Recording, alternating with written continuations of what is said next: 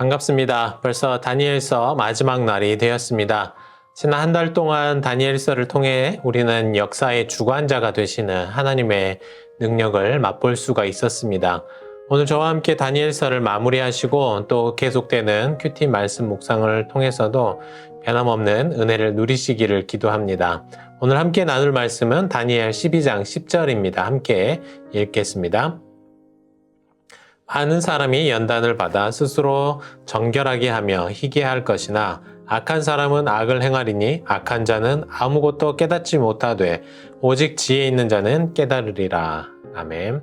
네, 함께 읽은 말씀을 따라서 지혜 있는 자는 깨달으리라는 제목으로 은혜를 나누기를 원합니다. 이제 우리는 다니엘서 마지막 부분에 당도해 있습니다. 포로지에서도 하나님이 주시는 지혜로 별과 같이 빛났던 다니엘은 다니엘서 마지막 장에 이르기까지 자기 민족과 또 온 인류를 향하신 하나님의 크신 계획을 목도하게 됩니다. 오늘 다니엘서 마지막 부분을 함께 살펴보고자 하는데요. 먼저 하나님께서는 다니엘에게 이 모든 고난의 시기가 언제 끝날 것인지를 알려주셨습니다. 하지만 다니엘이 가지고 있는 이 인간 지혜의 수준으로는 그 모든 말씀을 단번에 이해하기란 어려운 일이었습니다. 때로는 우리가 스스로 높아질 때가 있는 것 같다는 생각을 했는데요. 제 아무리 지혜로운 다니엘이었지만 하나님의 크신 뜻을 다 헤아려 알 수는 없는 노릇이었습니다. 그래서 하나님은 자기 백성을 구원하실 때를 알려주시는데 그때가 참 오늘 말씀을 보니까요 어려운 것 같습니다. 7절에서는 그 시간이 한때, 두때, 그리고 반때를 지나서다 라고 말씀하십니다. 한때는 무엇이고 두때는 또 무엇이고 반때는 무엇일까요? 1년, 2년, 또 6개월 이런 의미일까요? 참 어려운 것 같습니다. 그런데 거기에 덧붙여서 이런 부연 설명을 하시죠. 계속해서 7절인데요. 그렇게 되면 성도의 권세가 다 깨지기까지이다 라고 말씀하십니다. 결국 이 말씀을 통해 우리가 무엇을 알 수 있겠습니까?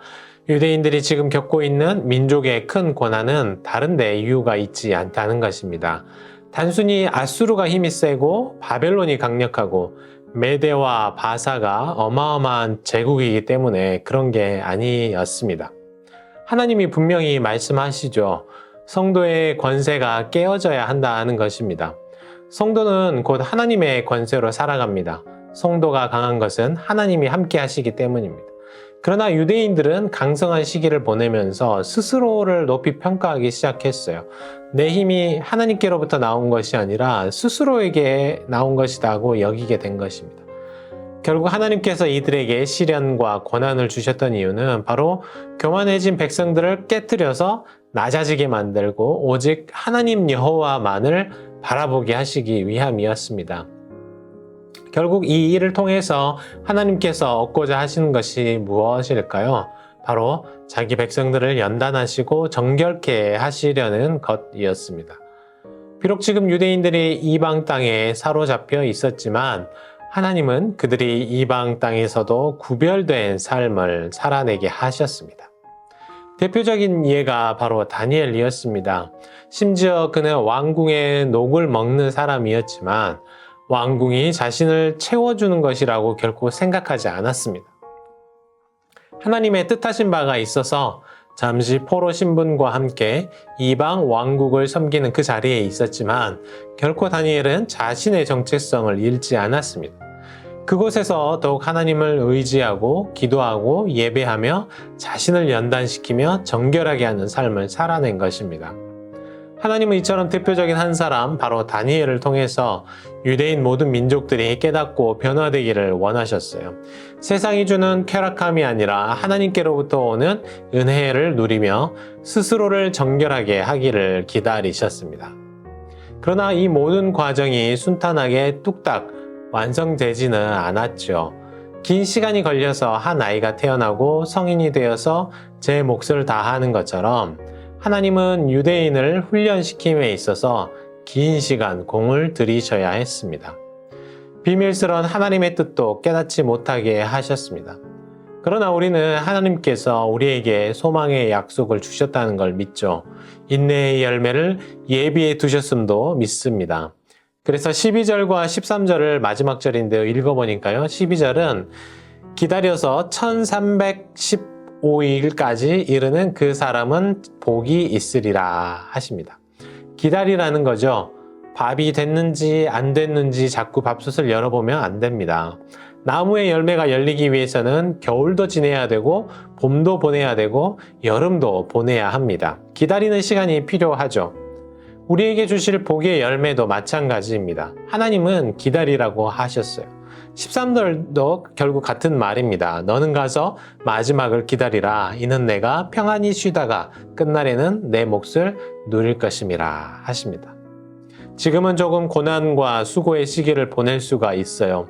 지금은 조금 괴로운 시간을 보낼 수 있습니다. 그러나 하나님은 우리에게 말씀하십니다. 기다리라 하십니다. 우리에게 열매를 주시리라 약속하십니다.